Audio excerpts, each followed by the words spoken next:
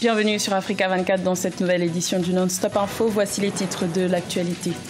L'opposant congolais Félix Tshisekedi remporte l'élection présidentielle du 30 décembre 2018.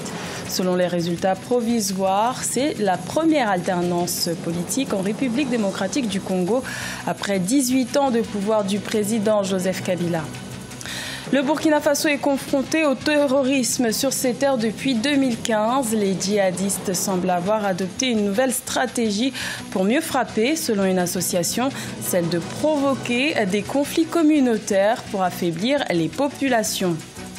Et le prix du meilleur joueur africain de l'année 2018 a été décerné le 8 janvier à Dakar au Sénégal. L'international égyptien Mohamed Salah s'est vu attribuer ce trophée pour la deuxième année consécutive. En République démocratique du Congo, la CENI a publié dans la nuit du 9 au 10 janvier les résultats tant attendus de l'élection présidentielle. Et c'est l'opposant Félix Tshisekedi, leader de l'UDPS et candidat de la coalition Cash, qui est sorti vainqueur de ce scrutin à un tour. Selon les résultats provisoires, le vainqueur n'a pas tardé à réagir suite à l'annonce des résultats. Reportage de notre correspondant Jacques Mboka.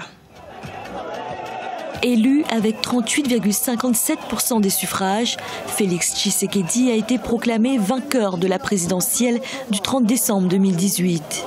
Une heure après la publication des résultats par la Commission électorale nationale indépendante dans la nuit du jeudi à vendredi 10 janvier, le camp du changement a organisé un meeting au siège de l'UDPS. L'occasion pour Vital Kamerhe, directeur de campagne de Félix Tshisekedi, de saluer les performances réalisées par cette coalition. Et sali en 2 mois comment 2 personnes accompagnées de leurs épouses respectives, soutenues par 2 puissants secrétaires généraux, par 2 grands partis historiques, comment ces 2 personnes, j'allais dire, peuvent aujourd'hui ouvrir une nouvelle page où l'ensemble du peuple congolais va écrire sa belle histoire. Quant à Félix Tshisekedi, il a salué l'engagement de tous ceux qui ont rendu possible cet événement, commençant par le chef de l'État, Joseph Kabila. Personne ne pouvait imaginer un tel scénario, et surtout un scénario au cours duquel l'opposition, un candidat de l'opposition, allait sortir victorieux. Je ne serai pas le président d'un parti politique, l'UDPS. Je ne serai pas le président d'une tribu, la tribu des Louba. Je serai le président des Congolaises et des Congolais.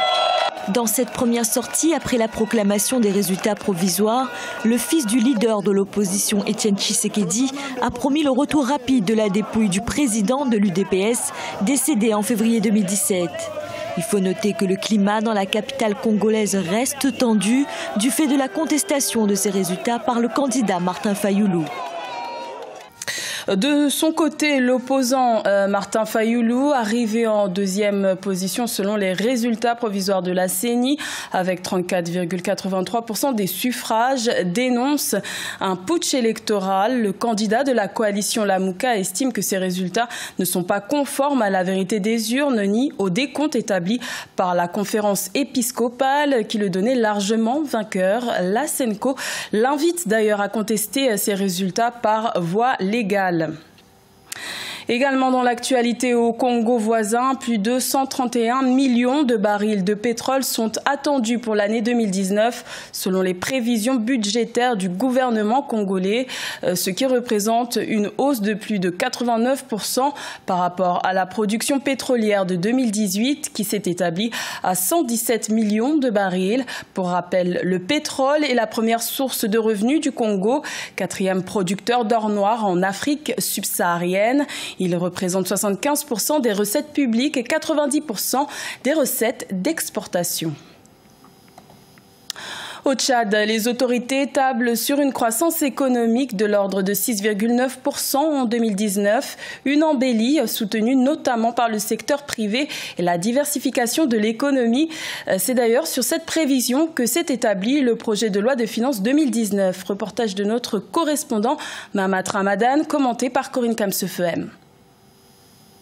Au Tchad, 2019 sera une année charnière pour la transformation structurelle de l'économie. D'après le ministère de l'Économie et de la Planification du Développement, les perspectives de la croissance économique de l'année en cours sont de l'ordre de 6,9%. Une performance justifiée par la forte contribution du secteur privé dans la diversification de l'économie.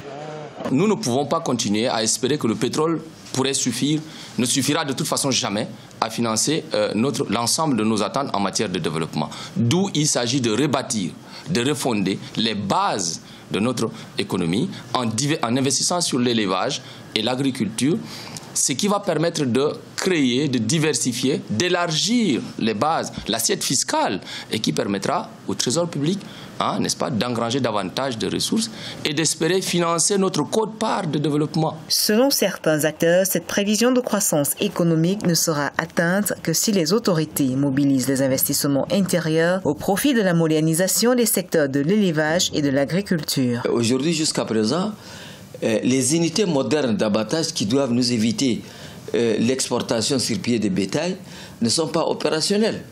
Donc, dans ces cas, dans ce contexte actuel, il faudrait sécuriser le trafic commercial de ces bétails vers les plus grands clients du Tchad et du Nigeria. Mais il faudrait voir les difficultés que rencontrent nos commerçants au niveau du Nigeria. Certains bétails sont vendus au titre des dettes des bons, et ces bons ne sont jamais recouverts. L'argent reçu au retour, quelquefois c'est kidnappé. Pour rappel, d'après le ministère de l'Économie, cette bonne perspective de croissance en 2019 se justifie aussi par l'augmentation de la production du pétrole brut et la stabilisation du prix du baril sur le marché mondial.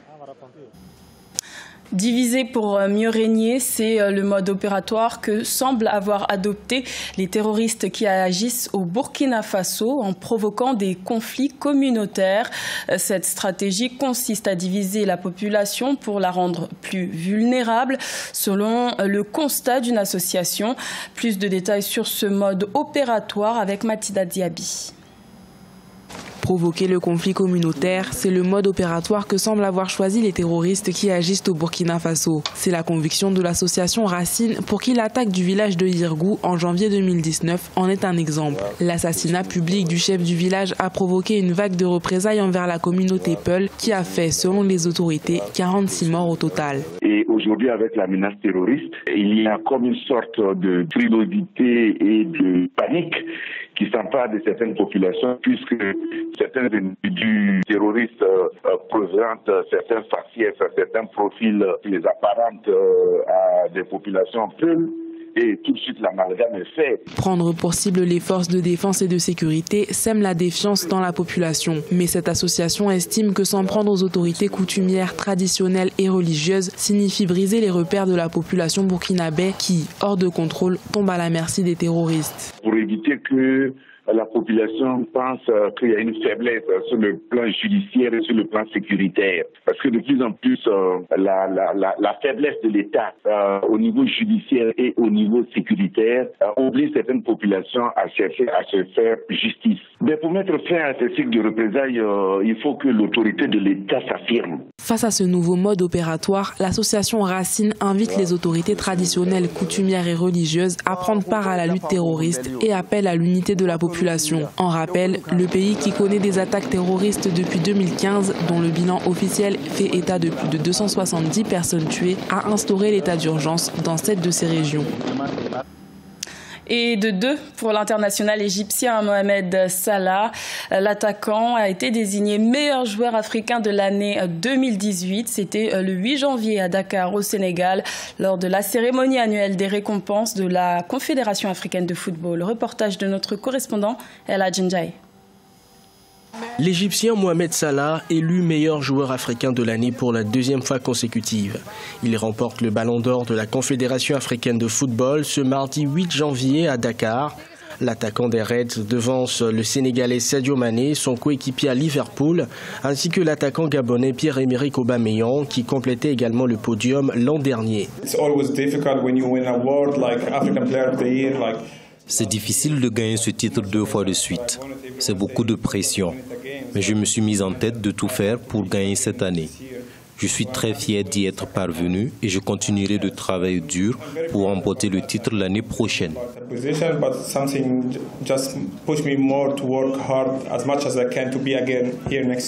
Du côté du football féminin, c'est l'attaquante sud-africaine Thembi Gatlana qui remporte le titre de meilleure joueuse africaine de l'année 2018. D'ailleurs, elle était la meilleure marqueuse de la CAN féminine en 2018 qui s'est tenue au Ghana.